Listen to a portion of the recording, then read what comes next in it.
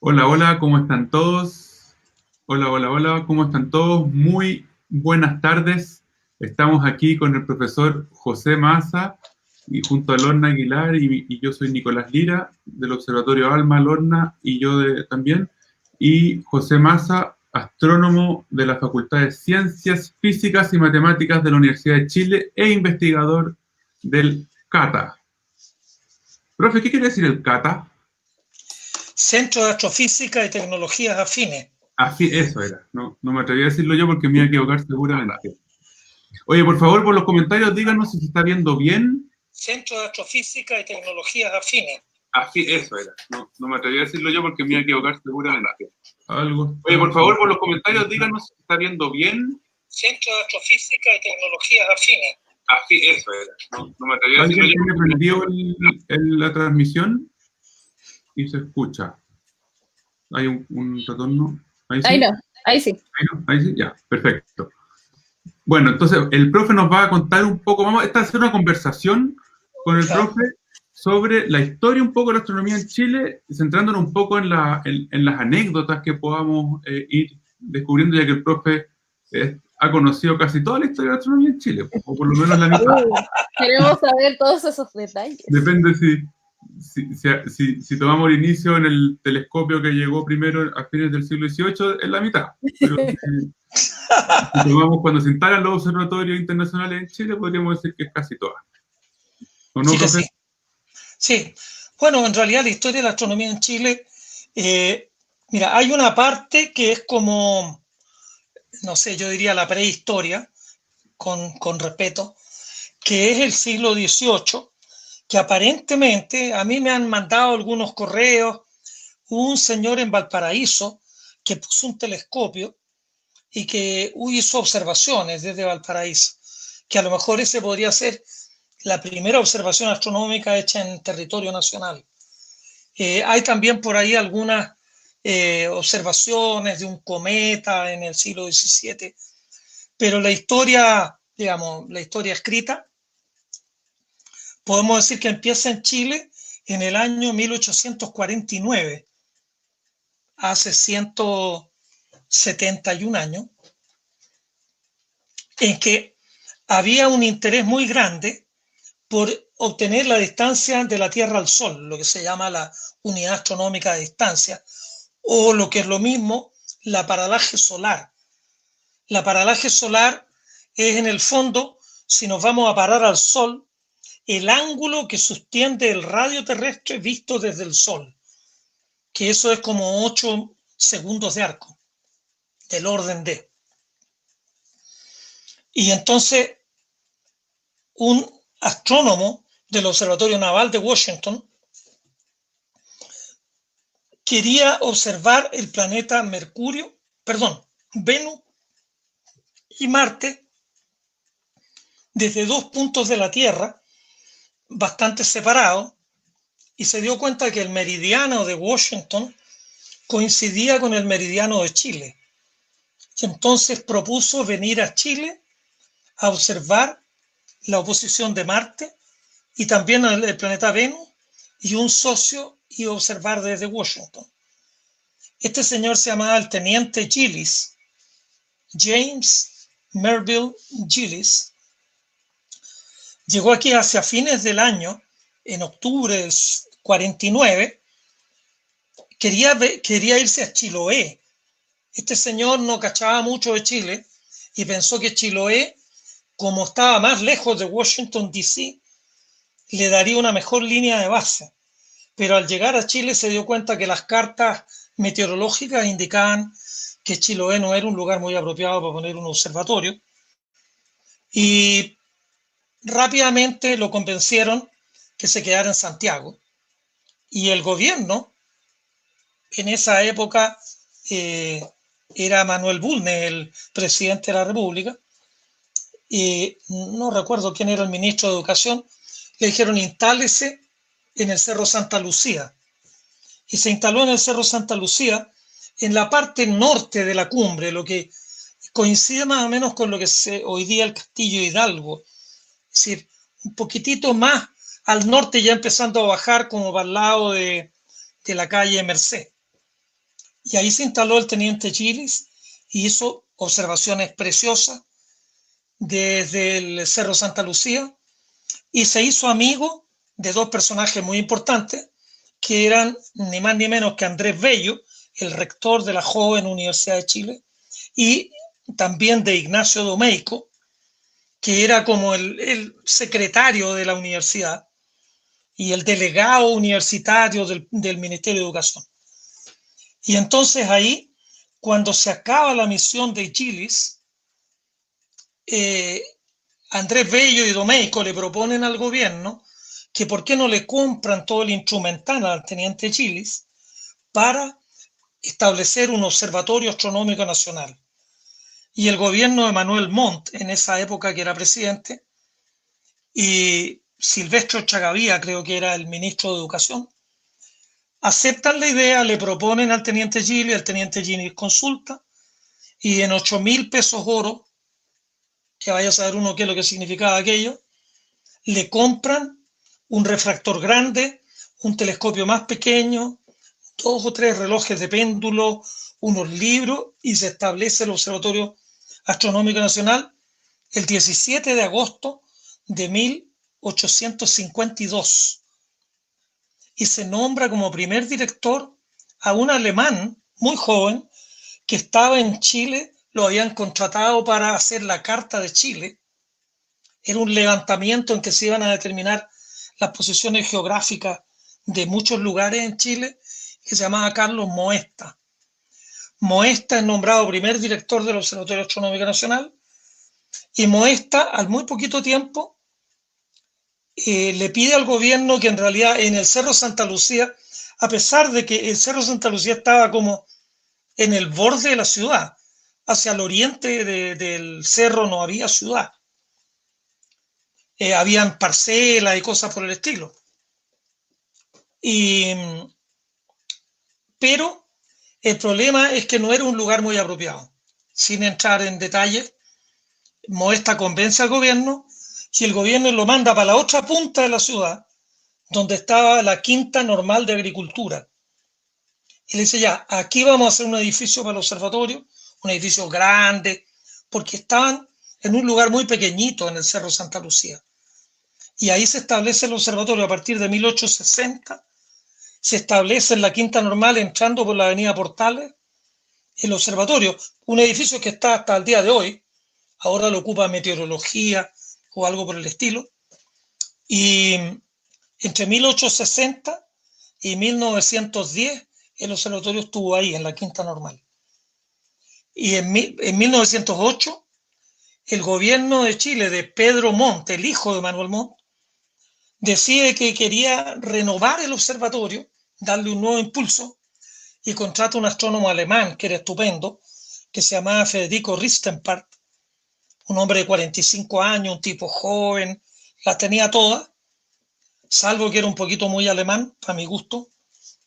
Eso significa que llegó a Chile y no, como que no miraba bien dónde estaba parado, y él llegó con un programa de hacer un gran observatorio y le echó para adelante a todo dar. Se consiguió que el observatorio lo movieran a la Gran Avenida, donde hoy día está la Fuerza Aérea, en la Escuela Capitán Ábalos de la Fuerza Aérea. Ahí se instaló el observatorio en 1911, 1912. Iba a ser un gran edificio, un gran observatorio. Pero se había muerto don Pedro Montt y el presidente de la República, que es famoso por lo bueno para el diente, que se llamaba Ramón Barros Luco. Barros Luco no le interesaba para nada la astronomía, la gastronomía era lo suyo. Entonces dijo, no, este alemán mejor cortémosle la cosa, y finalmente lo acusan de malversar fondos, lo cual se demostró que era una mentira absoluta. Dentro de unos pocos centavos las cuentas salían perfectamente. Sin embargo, no lo dejaron ni siquiera terminar su contrato, que vencía en agosto de 1913. Y cuando le dicen que se tiene que ir, que ya no lo quieren acá en Chile, que se vuelva a Alemania, Federico Ristenpark se suicidó en la oficina del director del observatorio el 6 de abril de 1913. Y ahí, claro, el gobierno, uy, qué lástima, qué pena, que mire, que por qué se lo tomó tan en serio este alemán. Con la muerte de Ristenberg, la astronomía iba para arriba, pero ahí tuvo un retroceso notable. Y sigue pasando el tiempo, y en 1950, ahí viene la crisis económica de 1929, en los años 30, la situación económica en Chile no estaba muy buena por la crisis en Estados Unidos. Después, en los años 40, hasta la Segunda Guerra Mundial, tampoco estaba bien la cosa. Y el 1 de marzo de 1950 asume la dirección del Observatorio Astronómico Nacional en la Gran Avenida don Federico Rutland o Rutjant, que era un español que había llegado a Chile muy chiquitito, de 4 años, que después se nacionalizó chileno. Para todos los efectos, Rutjant era chileno, pero era un hombre de gran energía, de gran empuje, y se convence a la universidad que ya que no le dejan reparar el observatorio en la Gran Avenida, que lo trasladen a otro lado, y se consigue que le regalen el Cerro Calán para poner ahí el observatorio astronómico. Y en 1960 se traslada el Observatorio Astronómico Nacional hasta Cerro Calán, y Federico Rutjant fue a Chicago a hablar con el doctor Kuiper, Gerard Kuiper, el gran astrónomo planetario era de origen holandés, pero era norteamericano, porque quería la Universidad de Chicago poner un telescopio en Sudáfrica. Y Rutjant le dijo, no vaya a Sudáfrica, véngase a Chile, que tiene mejores lugares. Y Kuiper le dijo, ¿y usted quién es? Bueno, yo soy Federico Rutjant y vengo de Chile. Y yo le digo, vaya a Chile a mirar. Y vino aquí Kuiper y se dio cuenta que en realidad el país tenía características muy especiales. Y ahí mandó, en 1959, una delegación para buscar un lugar para poner un observatorio en Chile, de la Universidad de Chicago y la Universidad de Texas. Y llegó ahí el alemán que se llama Jürgen Stock. Stock llegó y fueron probando cerros hasta que llegaron al Cerro Tololo en el Valle del Elqui. Ahí quedaron asombrados de la calidad. Era lejos mucho mejor que Monte Palomar, que era la catedral de la astronomía mundial en esa época. Y ahí entonces Chicago y Texas eran parte de un consorcio de universidades americanas que habían fundado una cuestión que se llama Aura, y entonces le dijeron, oye, a los de Aura, ¿por qué no, aparte de tener un observatorio en el norte, que lo estaban haciendo en Kitt Peak, en Arizona, ¿por qué no ponen un observatorio acá en el sur y nosotros le pasamos el proyecto a ustedes? Y así se estableció Cerro Tololo. Ese es más o menos un resumen de la astronomía chilena. Y de ahí para adelante, después vienen las campanas, la silla, Paraná, Alma y lo que ustedes quieran. Pero todo partió por la iniciativa de Federico Rutjant, que fue él a la Universidad de Chicago. Bueno, él estaba en Estados Unidos para el año, ¿cómo se llama? El año geológico internacional, en 1958. Federico Rutjant fue invitado por la embajada norteamericana a ir a Washington. Y estando en Washington, decidió ir a Chicago a hablar con Kuiper. Así que fue la iniciativa de él, cosa que no es muy apreciada aquí. Cuando uno escucha la historia de nuestros colegas norteamericanos, como que ellos hubieran descubierto Chile, o que ellos, incluso algunos que una vez le anduve poniendo un poquitito la historia por delante, que dijeron que el teniente Chiles le donó el equipo a Chile. Mentira. Chile lo compró en 8.500, 8.800 pesos oro, que es lo que evaluó. Antes de venirse Chile a Chile, el Congreso norteamericano le dio plata para comprar el equipo. Entonces estaba clarito lo que había costado. Entonces el gobierno norteamericano dijo, bueno, si estos quieren comprar el equipo, nosotros pagamos tanto. Si nos pagan tanto, nosotros se los vendemos. Así que Chile le compró el equipo al teniente Chiles para establecer el primer observatorio, el Observatorio Astronómico Nacional, hace 168 años, y se cumple en el próximo mes. Y después Ruyant fue a Chicago a hablar con Kuiper y ahí partió todo este cuento. Profe, aquí preguntan si Aura es el mismo Aura que sigue operando en Chile. Sí, sí, el Sí, mismo sí, Aura. ¿cierto? Asociación El mismo de Aura. Universidades para la Investigación en Astronomía. Sí. Oiga, profe, y dentro de esa, ¿cuándo empieza la radioastronomía en Chile? Mira, Federico Ruyant era un hombre de una energía inagotable. Yo creo que debe haber vuelto loco a toda la gente que trabajaba con él. Pues yo creo que ni dormía. Entonces se le ocurría una cosa y otra y otra y otra. Trajo a los americanos. Después se dio cuenta que había interés de tener un radiotelescopio en Chile. Habló con la gente de la Universidad de la Florida, en Gainesville, y trajo gente para acá y los instaló en el fondo La Rinconada de Maipú. Y después también habló con gente de la Carnegie Institution of Washington, el Departamento de Magnetismo Terrestre, que también querían observar el Sol. Se instalaron en Maipú.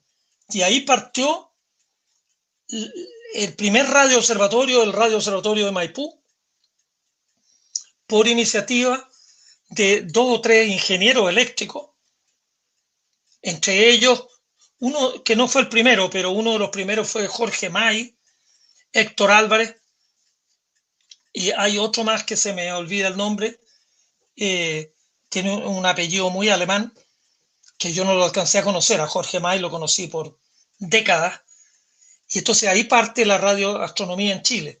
Muchos años después vino un pequeño radiotelescopio que se instaló en Tololo, en una alianza entre la Universidad de Columbia, con Pat Tadius, y la Universidad de Chile. Y ahí varios chilenos se involucraron, entre ellos, varios de los actuales, Guido Garay, Mónica Rubio, Leonardo Bronfman. Leonardo fue el que trajo el telescopio a Chile. Leonardo estaba estudiando en Columbia. Y después llega un radiotelescopio a la silla, el CEST, que era el Submillimeter Swedish Telescope, que es un telescopio ya grande de 15 metros. Y después de eso viene ya lo que ustedes conocen, ALMA y el Apex, ¿no? Es el primero que vino. Después hay uno japonés también, etcétera. Pero los primeros pasos en radioastronomía se dieron en el fondo de La Rinconada de Maipú, que era radioastronomía no milimétrica, eran de ondas largas, eran en 45 megaciclos, incluso hicieron un mapa completo del cielo austral en 45 megaciclos. Y lo que más observaron fue el Sol y también el planeta Júpiter. Júpiter tiene ráfagas, sobre todo asociadas con Io. El campo magnético de Júpiter es muy intenso, y según la posición de Io hay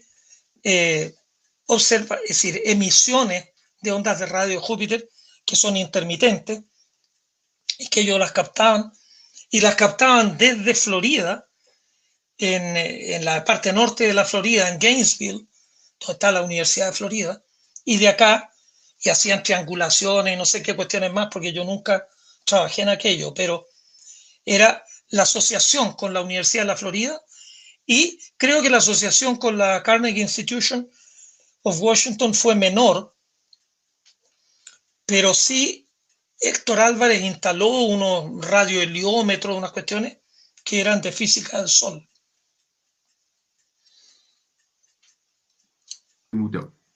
Profe, preguntan acá si, ¿cómo se dio cuenta usted que la astronomía era lo suyo? Bueno, es una historia larga. En realidad, me lo han preguntado muchas veces, y yo todas las veces trato de dar un relato lo más consistente con mis recuerdos.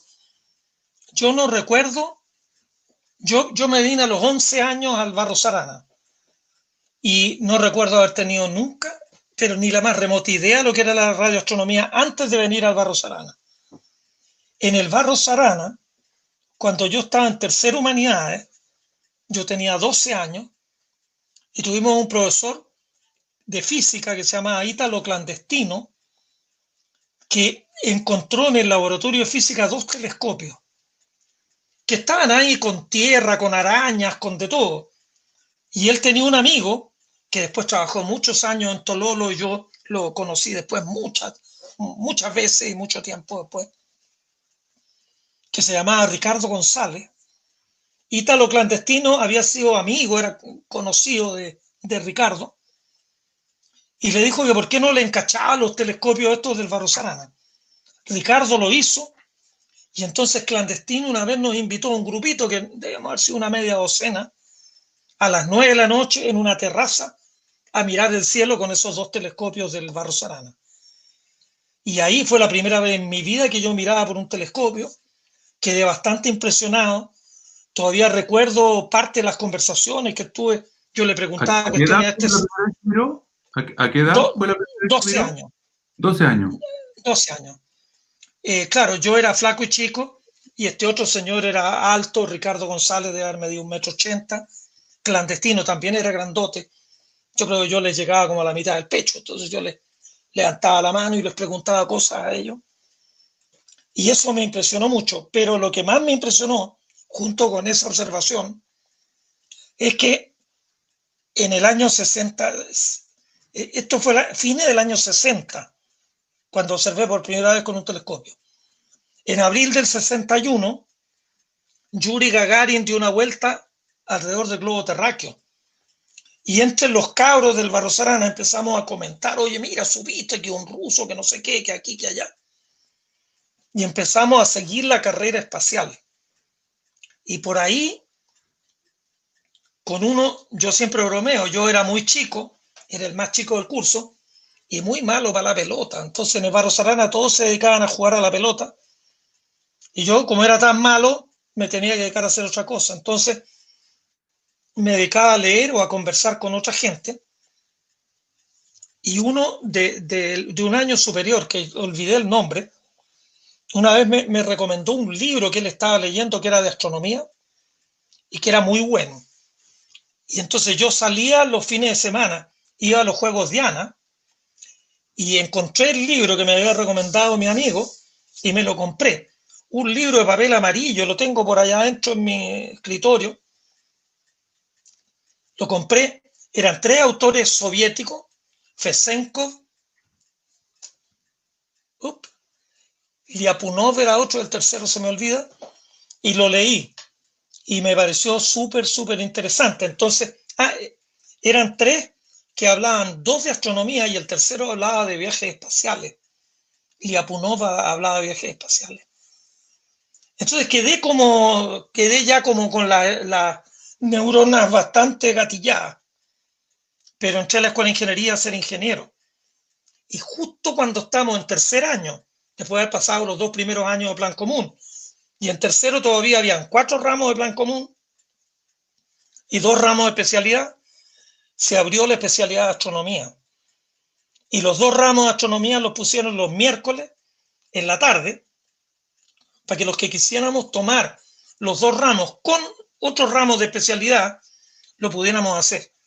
Y 5 nos metimos astronomía y tomando otra especialidad. Yo estaba en eléctrico. No había nada. Yo era el único de eléctrico que metí también astronomía. Y ahí la historia, ya cuando la gota que realzó el vaso, fue que eso fue el 66. En enero del 67, don Hugo Moreno, un gran profesor y gran astrónomo de Cerro Galán, nos invitó a los 5 y dijo, miren, vamos a ir a Tololo, yo les voy a mostrar Tololo y les voy a enseñar cómo se observa. Y ahí partimos los 5, fuimos los 5.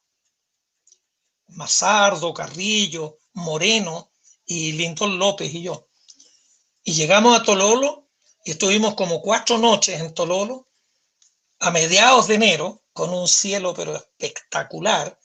Yo nunca había estado al norte de Santiago. Yo vivía en Parral. Y después mi familia se había ido a Valdivia. Entonces, para mí, Parral y Valdivia eran mi lugar. Santiago ya quedaba muy al norte. Nunca había ido a La Serena. y meterme por el Valle del Elqui y subir a 2.200 metros y ver ese cielo. Tuve todo el mes de febrero del año 67 dándole vuelta aquí, si yo me dedicaba a seguir en ingeniería eléctrica o me metí a astronomía. Pero yo creo que, yo no sé qué hubiera decidido si no hubiera ido a Tololo, pero después de ir a Tololo decidí que no podía perderme ser astrónomo. Así que fue medio casual mi entrada en astronomía, porque cuando yo entré a la universidad la carrera no existía.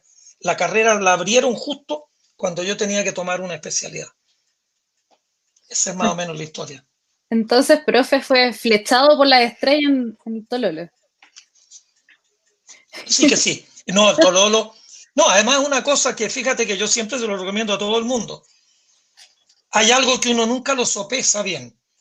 En el ojo tenemos dos detectores, los conos y los bastones.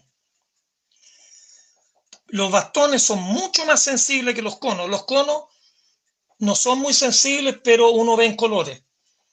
Los bastones son mucho más sensibles, pero uno ve en blanco y negro. Pero para que eso ocurra, el ojo secreta una cosa que se llama púrpura retiniana, que activa los bastones. Y eso se demora como 15, 20 minutos, hasta casi media hora, en que uno tenga los bastones totalmente prendidos. Pero tan pronto uno ve una luz muy fuerte, uno se encandila y la púrpura retiniana es fotosensible y desaparece, para que los bastones no se quemen en el fondo. Esto lo vemos todos cuando entramos a un túnel. Uno va manejando y de repente entra un túnel. Los primeros 200 metros uno no ve nada. Uno va mirando el fondo del túnel, pero no ve. Y a medida que uno avanza y avanza y avanza y avanza, uno empieza lentamente a ver. Si uno quiere observar el cielo en una noche sin luna, uno se tiene que vestir bien, con una buena bufanda, con un buen sombrero, estar media hora afuera. A la media hora uno ve, pero hasta los detalles más nimios de las estrellas. Yo, la primera vez en mi vida que estuve horas al aire libre, en total oscuridad, mirando el cielo, fue ahí en Tololo. Pero yo recuerdo que hace no tanto tiempo, yo hacía un curso para unos estudiantes de la escuela de la Universidad de Yale, y los llevaba a San Pedro de Atacama, y un día subíamos a Alma, un día subíamos a 5.000 metros, que una vez una alumna se anduvo medio enfermando y después ya no lo hicimos más. Pero los sacábamos afuera de San Pedro, a Coyo, y estábamos ahí como 2 horas con unos telescopios chiquititos. Y yo recuerdo una conversación con una alumna que andaba como solita por ahí, y yo le dije, bueno, ¿qué te gustó lo que viste por los telescopios? Me dijo, sí, estuvo bonito. Pero en realidad me dice lo que más me impresioné, lo que más me impresiona, me dijo, es que yo no pensé que uno pudiera ver lo que estamos viendo, me dijo, porque era una noche perfectamente oscura, perfectamente despejada, estaba la Vía Láctea, era en julio, hacía un frío pero que se partía, era más o menos como en esta fecha, no, era un poquito antes, era fines de junio, los primeros días de julio, y me decía, y claro, y uno miraba la Vía Láctea, yo no alcanzaba a ver ni siquiera dónde estaba el escorpión, pues estaba sumergido en cientos de estrellas. Y esta cabra me decía, yo no pensé que uno a simple vista pudiera ver esto. Bueno, dije, mira, estos cielos son maravillosos y además llevamos 2 horas acá. Así que yo creo que el que quiera disfrutar del cielo, que se abrigue bien abrigado y que se vaya media hora sin encandilarse con nada, sin tener ninguna luz cerca, y que ahí después mire el cielo y va a ver un paisaje extraordinario. Por lo menos a mí me cautivó y me dediqué a la astronomía por eso. Profe, nos están viendo también en nuestro canal de YouTube, y acá en YouTube hay muchos mensajes de cariño desde Brasil, desde Argentina, Osorno lluvioso. Facebook también está lleno de mensajes de mucho amor para usted. De hecho, en YouTube tenemos a alguien que dice que mi abuelito trabajó en el observatorio de Rinconada de Maipú, del cual usted estaba hablando, que Rodrigo Carvajal nos dejó ese mensaje. Sí, están saliendo todos. ¿Cuál fue el apellido de ese? Él se llama Rodrigo Carvajal y dice, mi abuelito trabajó en el Observatorio de Rinconada de Maipú. Ah, mira. Sí, algo me suena, pero es que yo fui pocas veces a Maipú. No es de los nombres que más me suenen de Maipú. Apellido Carvajal, a lo mejor el apellido materno, el que había trabajado ya, no lo sé.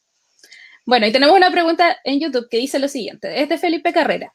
Profe José, ¿cuáles serían sus aspiraciones al futuro astronómico de Chile y qué consejo darías a las personas que sueñan con tener un lugar en la astronomía?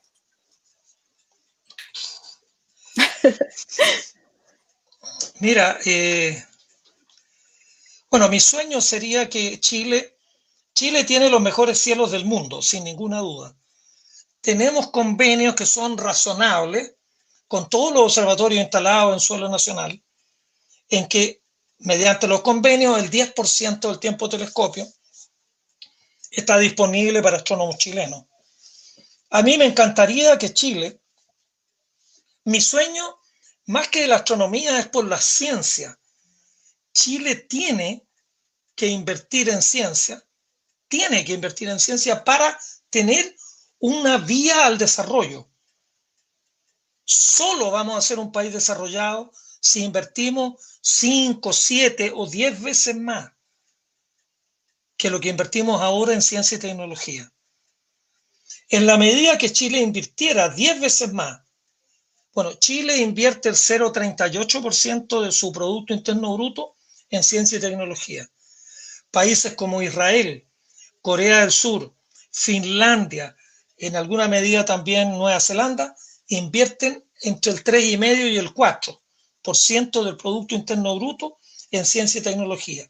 Israel invierte un 4,2% en ciencia y tecnología. En la medida que Chile invirtiera, nosotros del 0,38, si lo multiplicáramos por 10, todavía no saldríamos de escala. Estaríamos entre los que más invirtieran. Ojalá Chile de aquí a 20, 30 años invierta en ciencia y tecnología un 4% del Producto Interno Bruto, tengamos un gran telescopio o varios telescopios, tengamos ingenieros que desarrollen instrumentación, expertos en software, expertos en hardware, expertos en computación, en detectores, en criogenia, porque la astronomía necesita un montón de tecnología.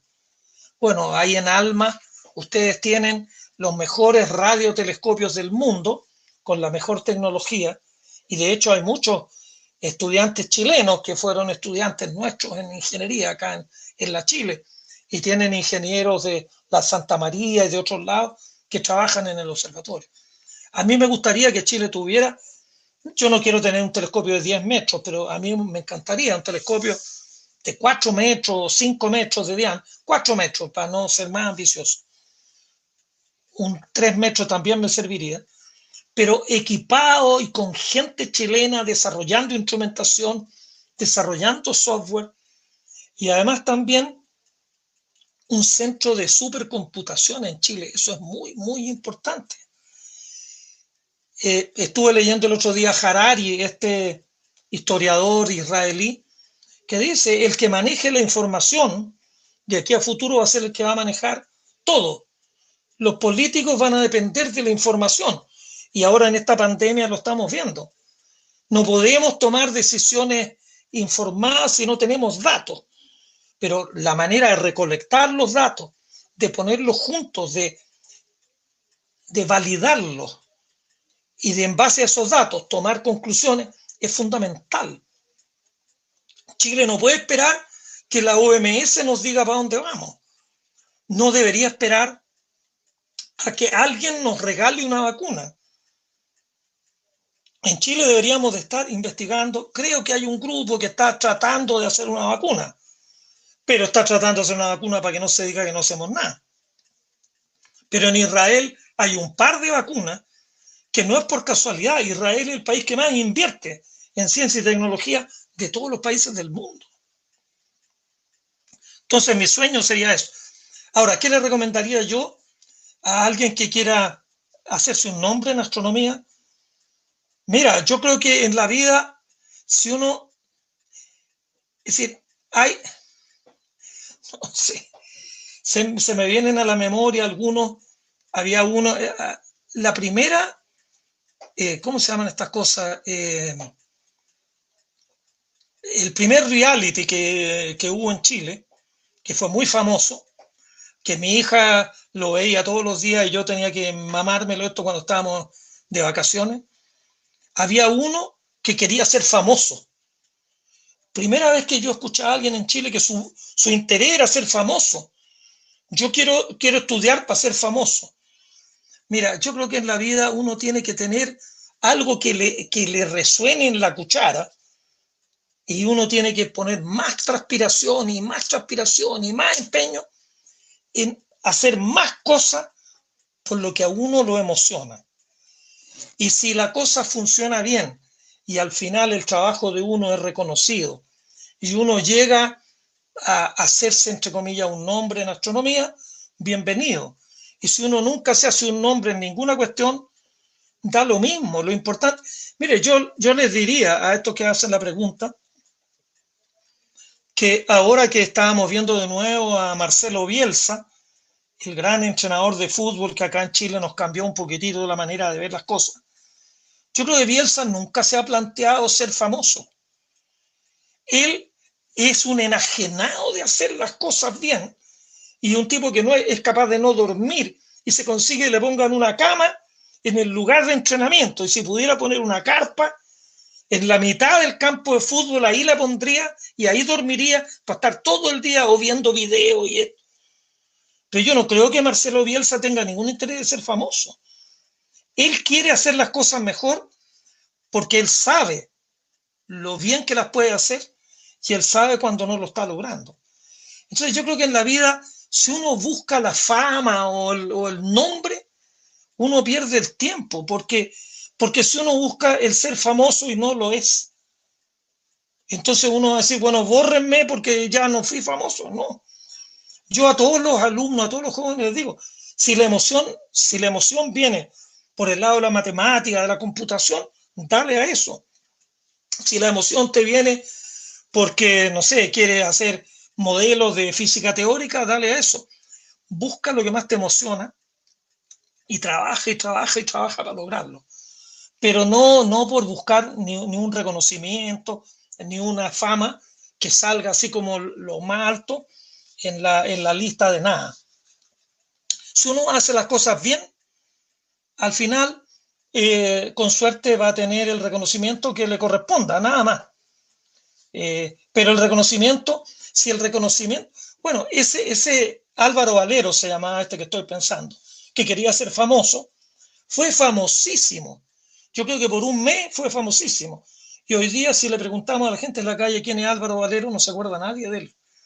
Hace como 6 meses, un año atrás, me encontré con él, que yo decía, este tipo me suena, y él me saludó, y mire, yo soy Álvaro Valero, hola, un tipo muy gentil y muy agradable. Pero hoy día es uno más dentro de los 17 o 18 millones de chilenos. Pero su fama fue hemífera, como decía uno, ¿eh? Y no, la verdad es que jugar a ser famoso no es ningún deporte interesante. Yo creo que Oiga, uno profe, tiene que hacer cosas que le gusten. Eso es lo más importante. aquí Lucinda Vara nos hace un pedido que yo lo comparto plenamente, porque somos alma, obviamente, y que explique con manzanita en qué consiste la radioastronomía.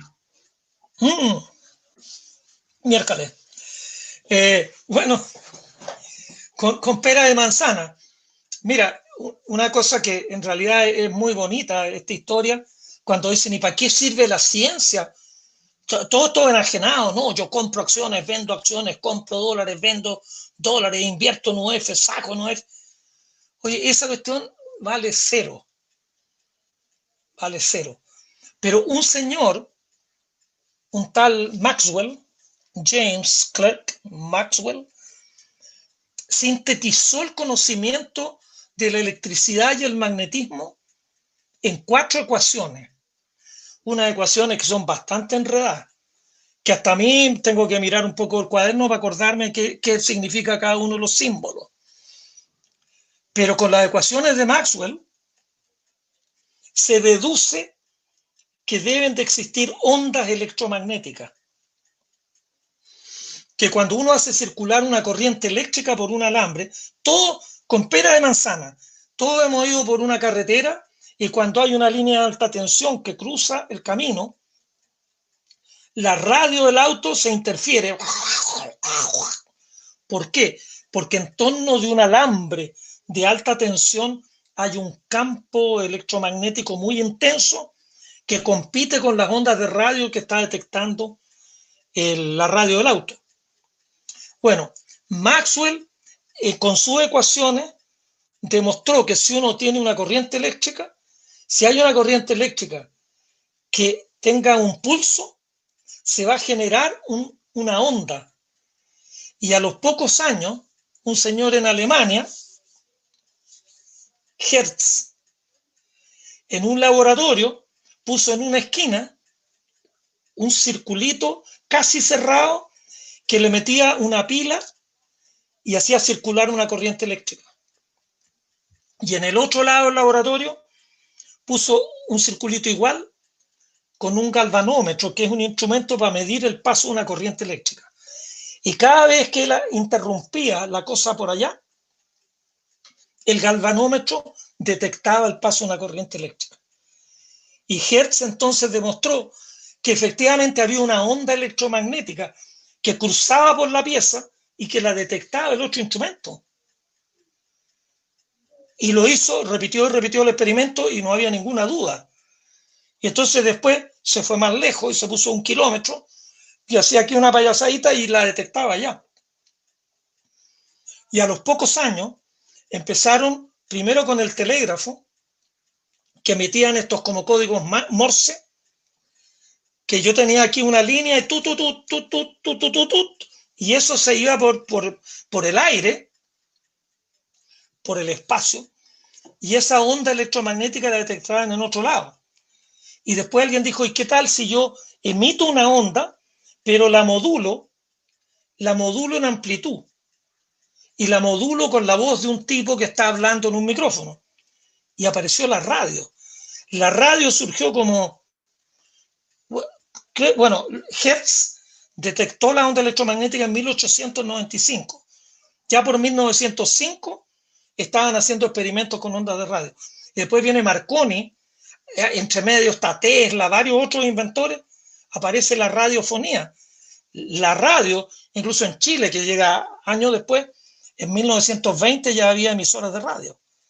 Entonces, el paso de una corriente eléctrica por un conductor genera una onda que es una onda electromagnética y además lo otro que es espectacular en lo que encuentra Hertz es que, en Maxwell, es que la onda electromagnética se propaga con la velocidad de la luz. Y resulta que la luz resulta ser una onda electromagnética, pero de una frecuencia muy, muy alta. Una cuestión que sube y baja muchas veces en un segundo. En cambio, las ondas de radio normalmente tienen una longitud de onda mucho más larga. En ondas de radio tenemos longitudes de ondas de varios metros o de centímetros, o en el caso de ALMA de milímetros o de submilímetros, pero en el caso de la luz tenemos que llegar a una milésima de milímetro, que es una micra, e irnos a la mitad de una micra, y en la mitad de una micro tenemos una onda que es una onda de luz. La luz es un caso particular de una onda electromagnética que puede tener una longitud muy larga o una longitud muy cortita como la luz, o incluso más corta, en cuyo caso es radiación ultravioleta, o en el extremo es rayos X o rayos gamma. Es todo un espectro electromagnético que va desde las ondas de radio hasta los rayos gamma por el otro lado. Entonces, los cuerpos celestes, uno los ve emitir luz y los detecta en un telescopio. Pero en los años 40, a fines de los años 30, un astrónomo norteamericano con una antena empezó a tratar de captar ondas electromagnéticas que vinieran del espacio y lo logró, detectó radiación de la Vía Láctea. Y de ahí parte lo que se llama la radioastronomía, detectar ondas de radio que vienen del cielo. Ahora, en ondas de radio, uno detecta dos tipos de fenómenos, o fenómenos de muy baja temperatura o fenómenos que no tienen nada que ver con la temperatura, que se llaman fenómenos no térmicos, donde hay corrientes eléctricas que se mueven en campos magnéticos y que emiten, por ejemplo, radiación sincrotrón o alguna otra cosa. Entonces, es otra manera de recibir información del cielo, recibirla con una antena, como las antenas de ALMA o la antena, incluso las antenas que se usan para recibir señales de televisión, también podrían ser válidas para recibir radiación que viniera del cielo. Yo no soy radioastrónomo, así que esto es más o menos lo mejor, con más pera de manzana, que puedo explicar de dónde sale. Pero una cosa, que las ondas electromagnéticas se han usado, perdona el ejemplo, pero si yo tengo una hoja de papel y en la hoja de papel escribo una carta, la carta es la información que yo puse sobre el papel. Y esto yo lo mandaba antes a mi familia en España, una carta. Pero una cosa es la carta y otra cosa es el papel. El papel es el soporte. Bueno, las ondas de radio son el soporte para que, si yo modulo, yo puedo modular con mi voz las ondas electromagnéticas, y entonces uno escucha, al recepcionar las ondas de radio, las ondas electromagnéticas, y demodularlas, yo puedo meterlas en un parlante y escucho lo que el otro habló en un micrófono. Pero no es que con un radiotelescopio uno escuche el universo o que uno escuche el sonido. No, el sonido es a la onda electromagnética lo mismo que es la escritura al papel. El papel es la onda electromagnética. Lo que yo escribí en el papel es lo que yo modulé pero el soporte es la onda electromagnética que viaja a la velocidad de la luz. Viaja a la velocidad de la luz. Una vez un idiota en la tele le explicaba a otro idiota, voy a usar palabras no muy duras, porque deberían ser más duras, le explicaba cómo funcionaba ALMA. Le decía, no, ahí con un radiotelescopio uno manda una señal de sonido a una estrella y uno espera el eco de la señal de sonido y lo recepciona en el... se le hizo una ensalada de tomate, una ensalada chilena en el mate. Una onda de sonido viaja 1.000.000 de veces más lento que la luz. Es decir, una onda de sonido, si pudiéramos hacerla viajar por el espacio, en que no hay nada, que no se puede, pero supongamos que se pudiera, en llegar a Alpha Centauri se demoraría 4 millones de años, una onda de sonido, y en volver la onda de sonido se demoraría otros 4. Así que sería el trabajo bien lento en ALMA. Si mandan una cuestión y tienen que esperar 8 millones de años para que llegue el eco del sonido. En ALMA no escuchan el universo, recepcionan ondas electromagnéticas de fenómenos físicos que están asociados con nebulosas, con el núcleo de una galaxia, con un disco protoplanetario, etc. Hay fenómenos muy lindos que uno no los puede ver con facilidad, pero que uno puede recibir radiación electromagnética, y bueno, y ALMA ha hecho unos descubrimientos preciosos. Esa sería mi explicación. Oiga, profe, ¿usted cree que el cometa Neowise se vea acá en Chile? Mira, entiendo que se veía cuando estaba en el amanecer, pero se fue para el norte, y ahora entiendo que está empezando a aparecer en el crepúsculo vespertino por el lado norte del horizonte. Pero entiendo que es en los últimos días del mes cuando hay alguna chance. Desgraciadamente el cometa ya se está alejando del Sol y por lo tanto la cola se le va chingando y se va alejando de la Tierra también, en cuyo caso la cola también se va a ir haciendo más chica, aunque la cola no se acorte, la vamos a ver más chica. Pero además, este cometa, desgraciadamente, por la geometría, se vio en el crepúsculo. Primero se veía en el crepúsculo matutino, como a las 5 de la mañana, se veía ahí con la colita parada, pero se fue hacia el norte, dio la vuelta y apareció por el otro lado, en el otro crepúsculo, pero sigue siendo en el crepúsculo cuando se observa el cometa. Entonces el crepúsculo, la noche está todavía un poquito muy brillante y no tiene contraste la cola del cometa. Así que yo creo que se va a ver, lo dicen los que saben, que se va a ver a partir de mañana o pasado, en el crepúsculo vespertino, es decir, en la noche el sol se pone aquí a las 6 y tanto, bueno, como a esa hora uno podría buscarlo bien tirado para el norte. Si uno se pone de cara al oeste, a mitad de camino entre el norte y el oeste está el noroeste. Bueno, de ahí incluso más al norte que el noroeste, yo buscaría el cometa con unos binoculares. Profe, hay como una nueva era, de hecho usted escribió un libro de la nueva Marte de la Nueva Frontera, ¿verdad? Es como una nueva era de la exploración espacial. Y hay nuevos actores de esta nueva era de la exploración espacial. Cuéntenos un poco qué opina porque usted vivió el apogeo con la llegada del hombre a la Luna hace justamente 51 años ayer, de la primera era de la exploración espacial. Cuéntenos qué opina de esta nueva era y todo lo que está pasando alrededor de esto. Mira, yo empecé a cacarear con el tema hace como 3 o 4 años, el tema de Marte, la próxima frontera, porque me doy cuenta claramente, y lo pongo ahí en ese libro, Marte, la próxima frontera, que cuando el hombre soñó con ir a la Luna, y lo soñó en serio, y empezó a desarrollar la tecnología para ir a la Luna, fue un cambio radical.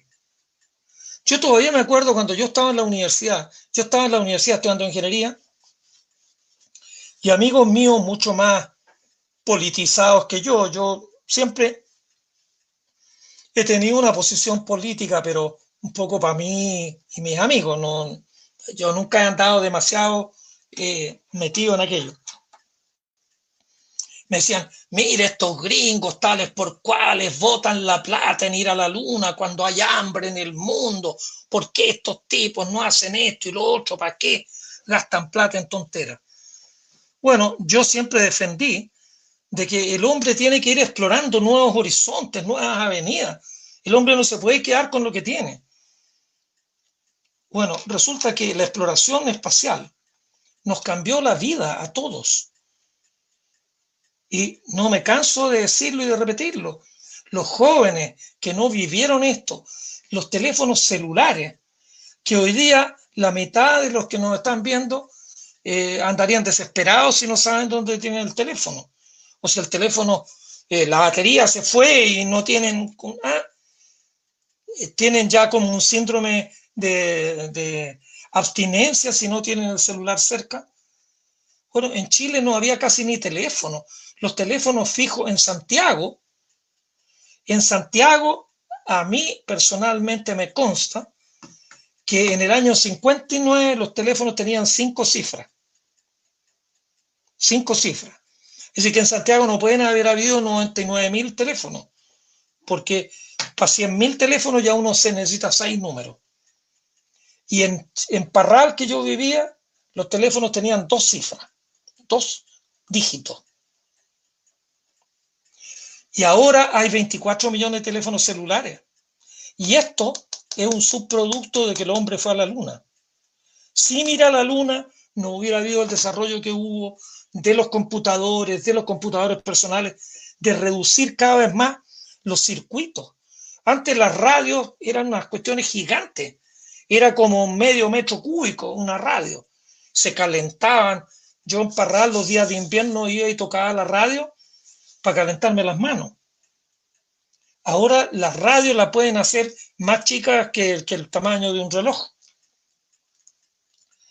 Toda esa miniaturización, todos los circuitos integrados son un subproducto de que el hombre fue a la Luna. Y entonces ahora, si ya hace 50 años fuimos a la Luna, toca de hacer una cuestión distinta. ¿Y qué es lo único distinto que podemos hacer? Es ir a Marte. Marte es, para mi gusto, la próxima frontera, el próximo paso. Hay que volver a la Luna. Se cree que en unos 4 años más van a estar de nuevo en la Luna.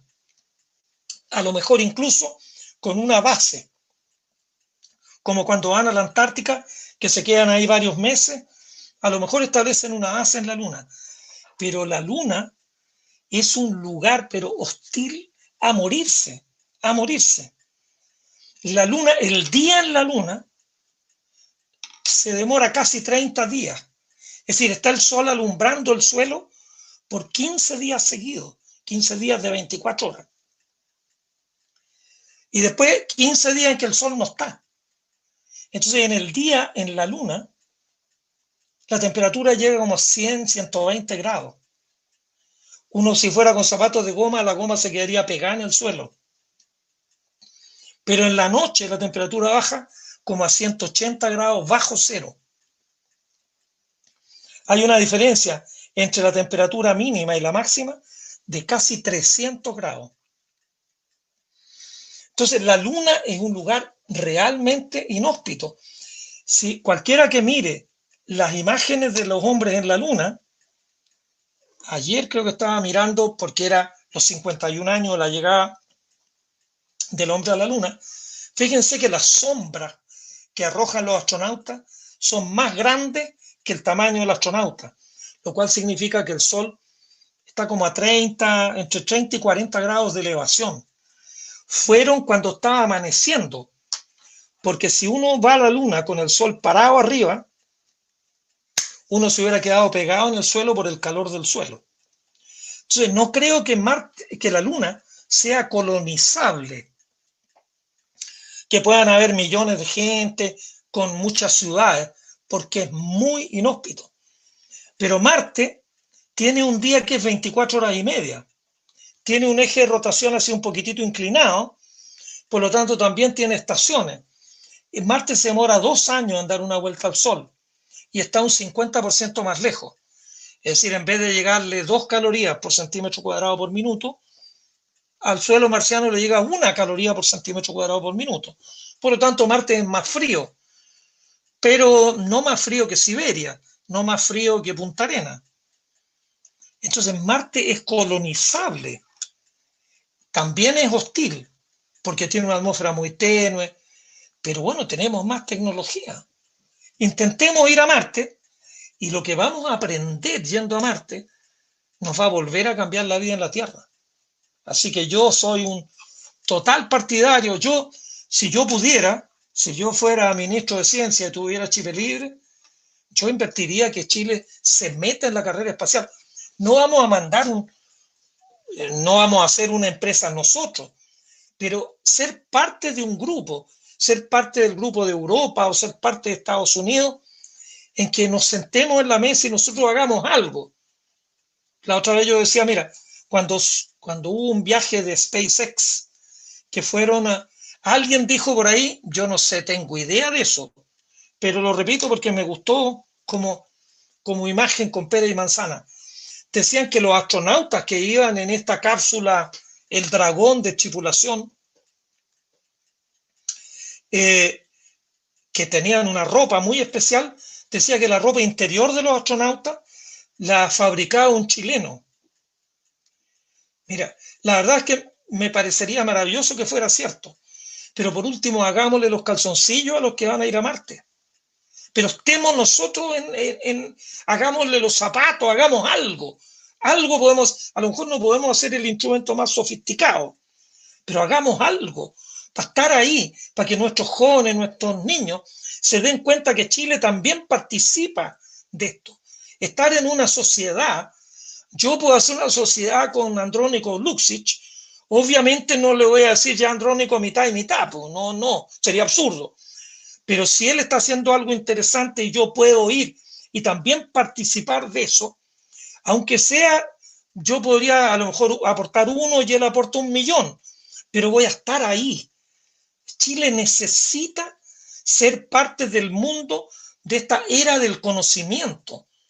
Chile no puede seguir comprando otra pala más grande para sacar Ya sacamos salitre con pala, sacamos cobre con pala, ahora litio con pala, vamos a ser el país de la pala. No, tenemos que hacer cosas que nos llenen la cabeza, que le llenen la cabeza a los jóvenes. Estamos terminando la hora, pero quiero preguntarle si le podemos quitar 3 minutos más para la última pregunta, para ir cerrando. Que Sí, hubo una claro. pregunta más arriba que habían hecho muy, muy interesante, que es, de todo lo que ha leído o aprendido o ha estudiado del universo, ¿qué es lo que más le impactó? Lo que más le, como dicen ahora, le reventó el cerebro. Mira, en realidad hay muchas cosas, pero si la pregunta es personal, yo te diría, yo hice mi doctorado en Toronto a fines de los años 70, la segunda mitad de los años 70, y ahí la cosmología, el paradigma cosmológico, era un universo en expansión que se va frenando por la aceleración, por la fuerza de gravedad, y que tal vez se frene y se devuelva, o se sigue expandiendo hasta el infinito. Entonces, lo que uno quería saber era la desaceleración del universo. Yo trabajé en supernova bastante tiempo, buscando supernova acá en Cerro del Roble, después con mis colegas de Tololo, con Mario Amuy, Nick Sánchez, Mark Phillips, hicimos una búsqueda y un estudio sistemático de supernova, y después el grupo siguiente, Brian Schmidt y compañía, encontraron que el universo no se frena, sino que se está acelerando. Hoy día, es más o menos para explicarlo con pera y manzana, si yo estoy en un quinto piso y veo pasar una piedra hacia arriba, le puedo medir la velocidad a la cual va. Si hay una persona que esté en el 10º piso y ve pasar la piedra frente a su ventana y mide la velocidad que mida el del 10º piso tiene que ser menor que la que mida yo en el quinto, porque la piedra se va deteniendo hasta que se va a detener completamente y se va a caer. Bueno, resulta que si uno mira las supernovas de ahora, a uno le da la velocidad de expansión. Y mirando las supernovas de hace 5.000 millones de años, supernovas distantes, la velocidad de expansión es más baja que la velocidad de expansión ahora. La velocidad de expansión ahora es más alta. Es como que el 10º piso viera que la piedra va subiendo para arriba más rápido. Entonces la sospecha sería que no puede ser una piedra, sino que es un cohete la cosa, porque va agarrando vuelo. Aquí obviamente el universo tiene una fuerza que lo está haciendo cada vez más grande, y esa fuerza le ganó a la gravedad, y eso ya es definitivo, porque mientras más grande se haga el universo, la gravedad va como 1/r². La gravedad se va haciendo menor. En un universo infinito, la gravedad tiende a 0, pero la repulsión es cada vez mayor. Entonces, que el universo tenga una energía enorme que produce esta repulsión es algo que no estaba en los libros de nadie, que no estaba en el imaginario de nadie.